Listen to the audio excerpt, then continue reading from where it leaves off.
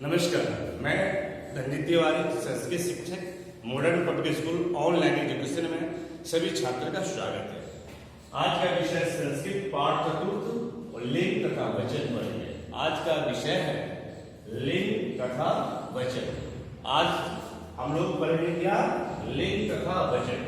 आइए, संस्कृत में लिंग 3 प्रकार के होते हैं। संस्कृत में लिंग कितने प्रकार के होते हैं? 3 प्रकार के। और वचन भी संस्कृत में 3 प्रकार के होते हैं, एक वचन, द्विवचन और बहुवचन। हिंदी में आपको वचन 2 ही प्रकार के होते हैं, एक वचन और बहुवचन। लेकिन संस्कृत में वचन 3 प्रकार के होते हैं, एक वचन, द्विवचन, बहुवचन। आइए,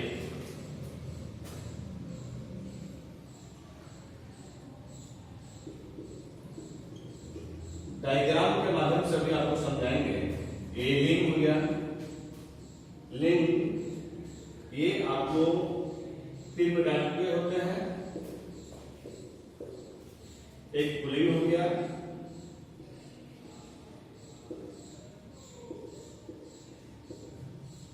दूसरा होता है स्त्रीलिंग,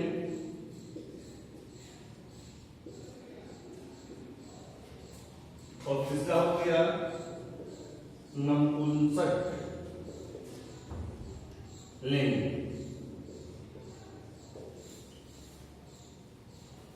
इसमें पुल्लिंग में इसमें पुरुष जाति का, दुनिया में जितना भी पुरुष जाति का नाम है उसका प्रयोग पुल्लिंग में होता है। और स्त्रीलिंग में संसार में जितना भी स्त्री जाति का नाम है उसका प्रयोग स्त्रीलिंग में होता है। और नपुंसक लिंग में ना उसमें पुल्लिंग और ना स्त्री का बोध नहीं होता है, उसमें इसमें नपुंसक लिंग में प्रयोग होता है निर्जीव पदार्थ का, जैसे काठ, घर, मार्कर, किताब, ये सब निर्जीव पदार्थ है। इसलिए इसमें नपुंसक लिंग में इसका प्रयोग होगा। आइए, अब इसका हम डिफिनेशन के माध्यम से समझने का प्रयास करेंगे।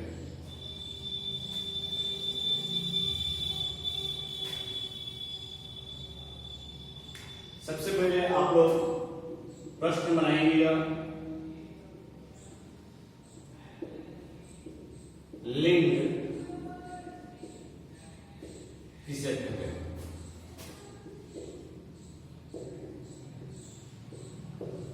लिंग किसे कहते हैं?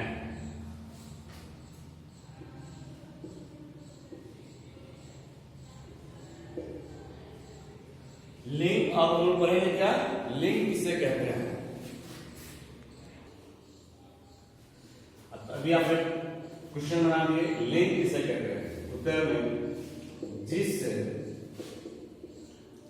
शब्द से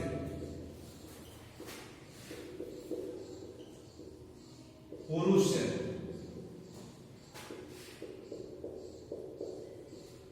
जाति या स्त्री जाति तथा नपुंसक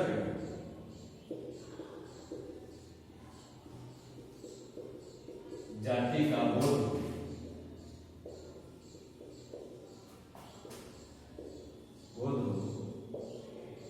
उसे लिंग कहते हैं। उसे लिंग कहते हैं। जिस शब्द से पुरुष जाति या स्त्री जाति तथा नपुंसक जाति का बोध हो उसे लिंग कहते हैं। जैसे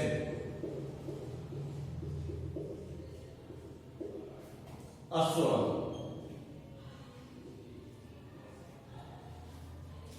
अश्व किस होता है?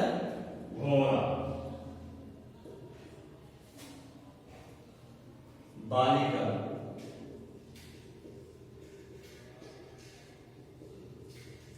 लड़की।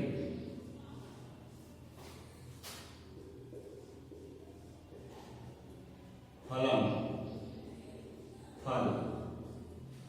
ये हो गया आपका पुल्लिंग हो गया, ये स्त्रीलिंग हो गया, ये नपुंसक लिंग हो गया। अब आपने इसको नोट कर लेंगे।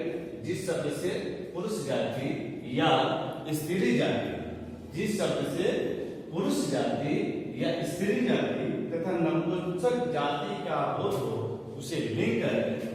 जैसे अश्व, बालिका, फलम। अश्व में से मोरा, बालिका में से लड़की, फलम में फल।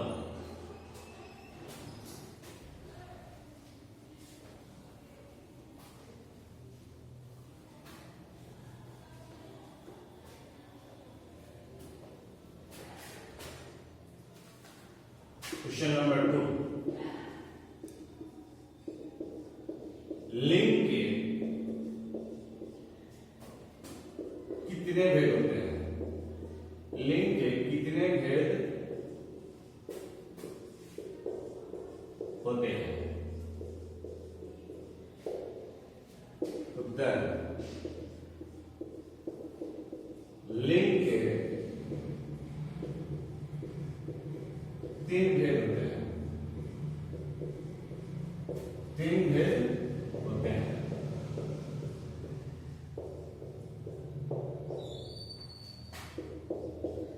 एक में पुल्लिंग, 2 में स्त्रीलिंग, 3 में नपुंसक लिंग।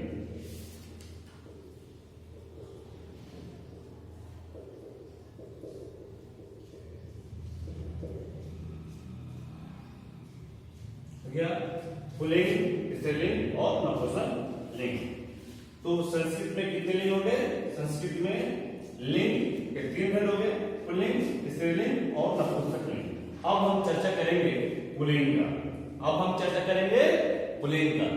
पुल्लिंग के पहले समझेंगे, उसके बाद स्त्रीलिंग को समझेंगे, उसके बाद नपुंसक लिंग को समझेंगे।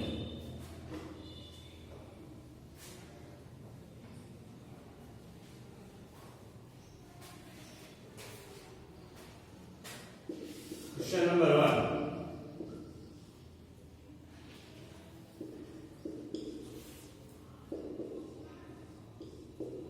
पुल्लिंग किसे कहते हैं? पुल्लिंग किसे कहते हैं? उत्तर, जिस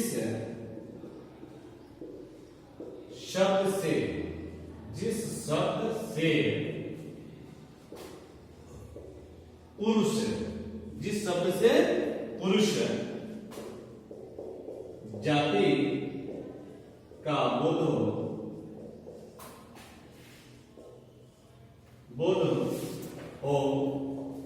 उसे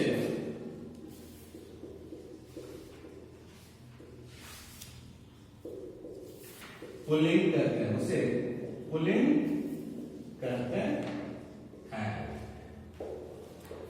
जैसे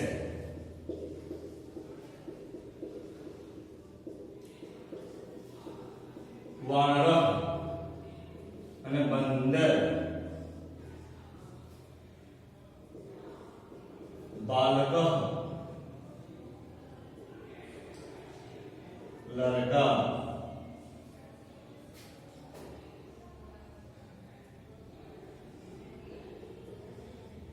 अश्व, घोड़ा, गधा, मिस हाथी। अब हम समझेंगे कि पुल्लिंग किसे कहते हैं। तो जिस शब्द से पुरुष जाति का बोध हो, जिस शब्द से पुरुष जाति का बोध हो उसे पुल्लिंग कहते हैं। यानी सिर्फ पुरुष जाति का बोध होना चाहिए, यानी इसका जो सब्जेक्ट होना चाहिए, जो कर्ता होना चाहिए, वह पुल्लिंग का होना चाहिए, उसे हम पुल्लिंग कहते हैं। जैसे वानर, तो वानर में होता है बंदर, तो बंदर पुल्लिंग में आता है। बालक, लड़का, तो ये जो लड़का हो गया ये पुल्लिंग में आता है। अश्व, घोड़ा, ये भी आपको पुल्लिंग में आता है। गजब, गजब में होता है हाथी, ये भी आपको पुल्लिंग में आता है। तो दुनिया में जितने भी पुल्लिंग शब्द है उसका प्रयोग हमेशा संस्कृत में ही पुल्लिंग वचन में ही, पुल्लिंग में ही होगा। अब हम पढ़ेंगे स्त्रीलिंग के बारे में।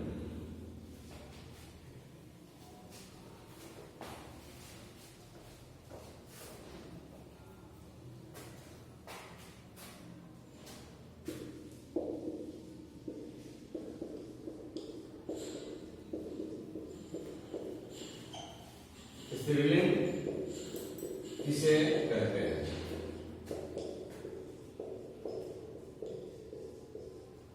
ये आपका प्रश्न बना लीजिए। अब इसका उत्तर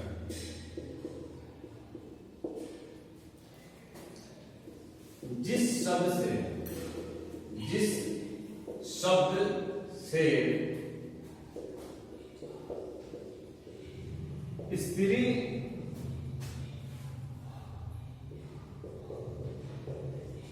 जाति का बोध हो उसे स्त्रीलिंग कहते हैं। स्त्रीलिंग कहते हैं। जैसे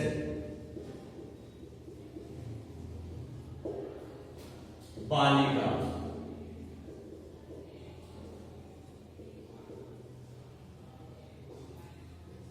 मिस लड़की, चटका, चिड़िया,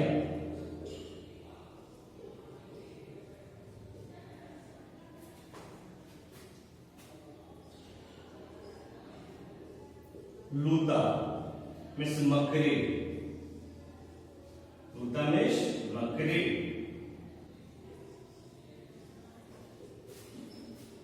उर्मिका, मिस अंगूठी, अंगूठी। अब देखिए स्त्रीलिंग किसे कहते हैं?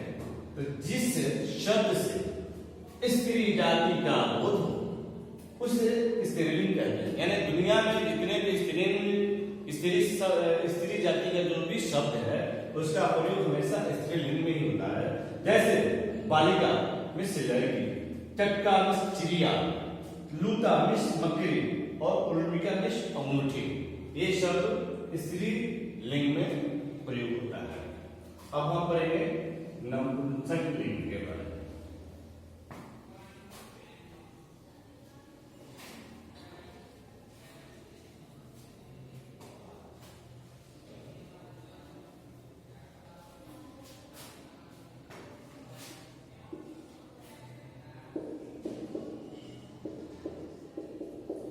नपुंसक लिंग किसे कहते हैं? किसे कहते हैं?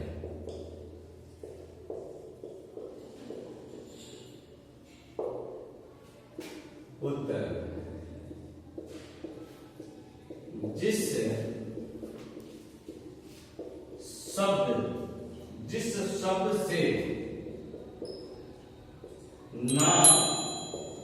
शब्द से ना तो पुरुष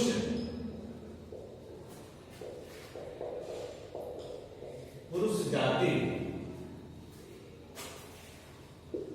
का बोध हो और ना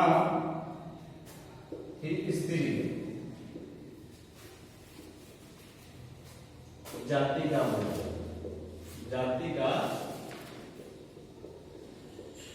बोध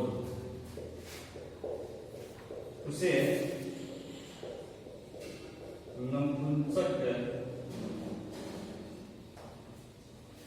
लिंग कहते हैं। लिंग कहते हैं। जैसे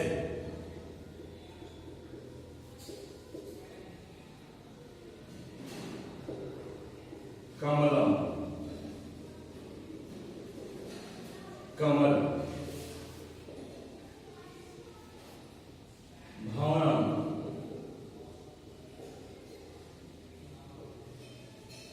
भवन,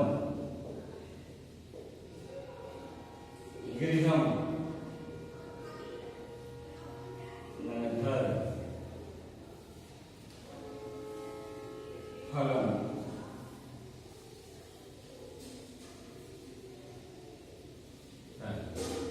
आप देखेंगे नपुंसक लिंग किसे कहते हैं। तो उत्तर, जिस शब्द से ना तो पुरुष जाति का बोध हो और ना ही स्त्री जाति का बोध हो, उसे नपुंसक लिंग कहते हैं। जैसे कमल, कमल, भवनम, भवन, गृहम, घर और फलम इस फल।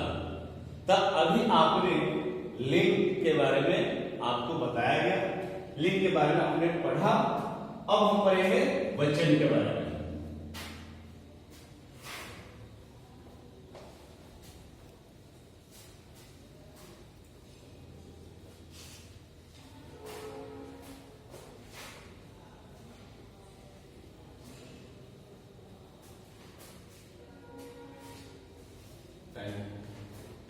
वचन संस्कृत में वचन, संस्कृत में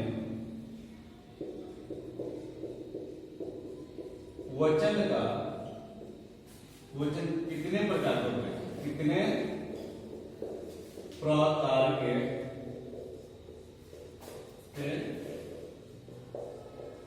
होते हैं। ये मैंने आपका एक प्रश्न बनाया, किसका, वचन के बारे में। तो संस्कृत में वचन कितने प्रकार के होते हैं? तो संस्कृत में वचन 3 प्रकार के होते हैं। संस्कृत में वचन, संस्कृत में वचन 3 प्रकार के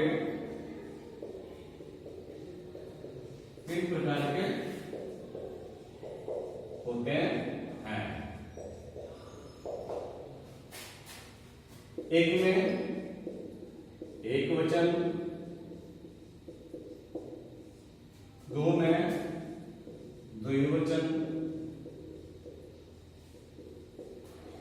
और 3 में आपको बहुवचन। ध्यान रखेंगे आप कि संस्कृत में ही सिर्फ 3 प्रकार के वचन होते हैं, एक वचन, द्विवचन, बहुवचन। और हिंदी में 2 ही प्रकार के आपको वचन होते हैं, एक वचन और सिर्फ बहुवचन, द्विवचन नहीं होता है। अब एक वचन,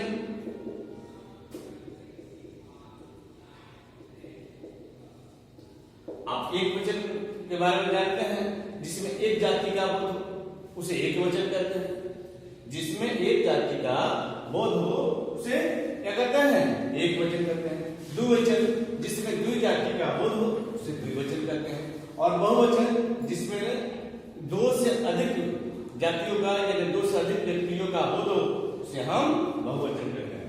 आइए एक वचन हम डिफिनेशन के माध्यम से यानी परिभाषा के माध्यम से आपको बताते हैं। जो शब्द एक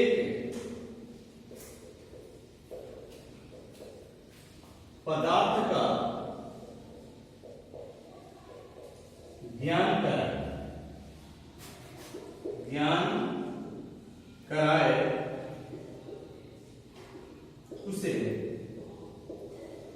एक वचन कहते हैं, उसे एक वचन कहते हैं।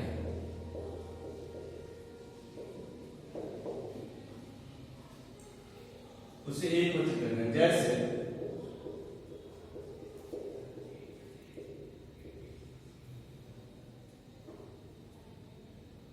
जैसे अश्व माने एक घोड़ा,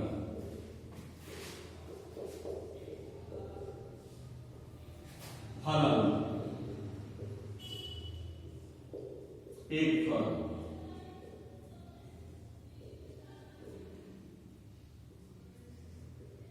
बालिका एक लड़की,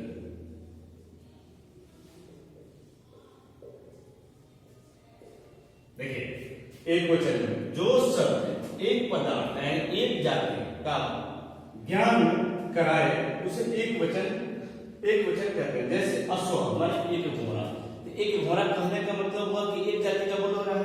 अगर 2 घोड़ा होता तो 2 वचन हो जाता, और 2 से अधिक होता तो बहुवचन हो जाता। लेकिन यहाँ पर अश्व, अगर अश्व संस्कृत में है तो एक वचन में है, अगर द्विवचन रहता तो अस्वौ हो जाता, क्या होता? अस्वौ, यानी बालकः बालकौ। उसी तरह अश्व अश्वौ संस्कृत में यहाँ द्विवचन हो जाता, लेकिन यहाँ पर सिर्फ विषय है, इसका मतलब एक वचन में ही इसका प्रयोग होगा, जिसका हिंदी में यहाँ लिखते हैं एक घोड़ा। उसी तरह फल, एक फल, बालिका मतलब एक लड़की। ठीक है, एक वचन में जो शब्द एक पदार्थ का ज्ञान कराए उसे एक वचन कहते हैं। जैसे अश्व एक घोड़ा, फलम एक फल और बालिका एक लड़की।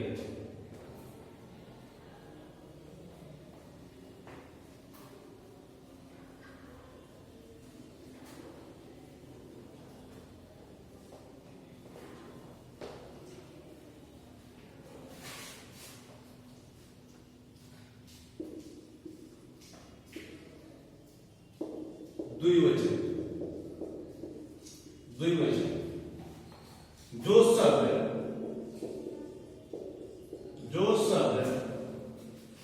दो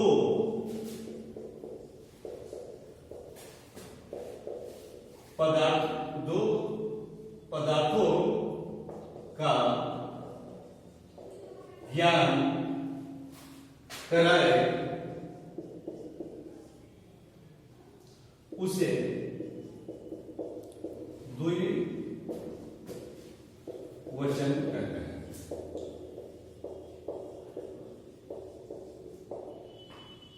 कहते हैं। जैसे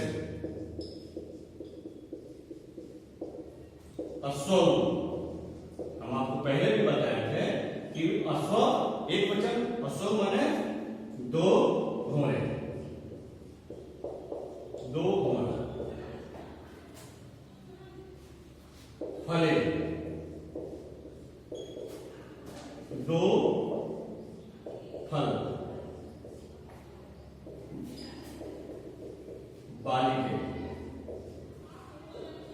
दो लड़कियां। आप याद रखेंगे, अश्व दो घोड़े, फले दो फल, बालिके दो लड़कियां। ये आपका पुल्लिंग हो गया, ये आपका नपुंसकलिंग हो गया और ये आपका स्त्रीलिंग हो गया। अब हम करेंगे बहुवचन।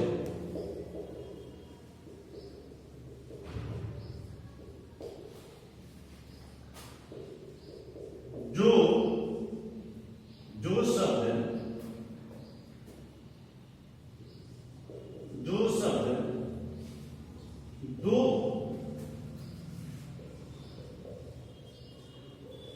पदार्थों से, जो शब्द दो पदार्थों से अधिक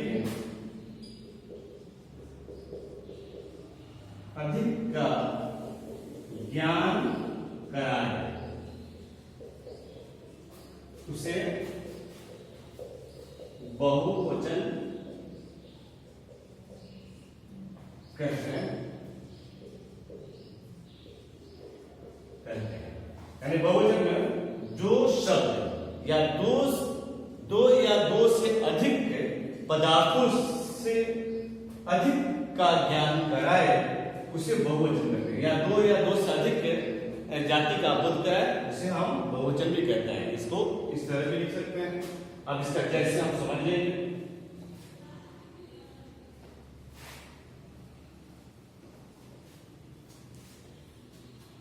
जैसे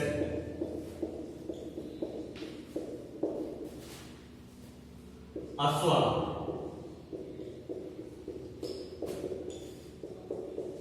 घोड़े, फलाने,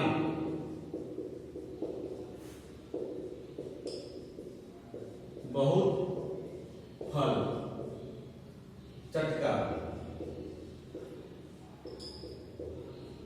बहुत चिड़िया।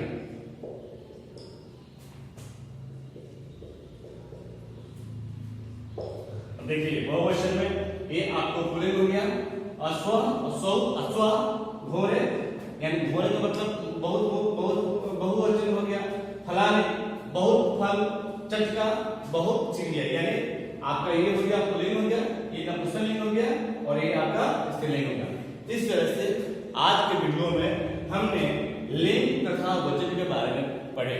जब इस संस्कृति में लिंग और वचन का बहुत बड़ा महत्व होता है, इसलिए आप प्यारे बच्चों इसको आप याद कर लेंगे, ताकि आपको अनुवाद बनाते समय या आपको विभक्ति और आपको धातु पढ़ते समय आपको किसी प्रकार का कठिनाइयों का सामना नहीं करना पड़े। इसलिए जरूरी है ये सब याद करेंगे तो आपको भाषा बोलने में, लिखने में, बनाने में किसी प्रकार का दिक्कत नहीं होगा।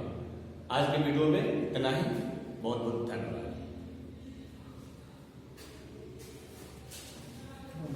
25 मिनट।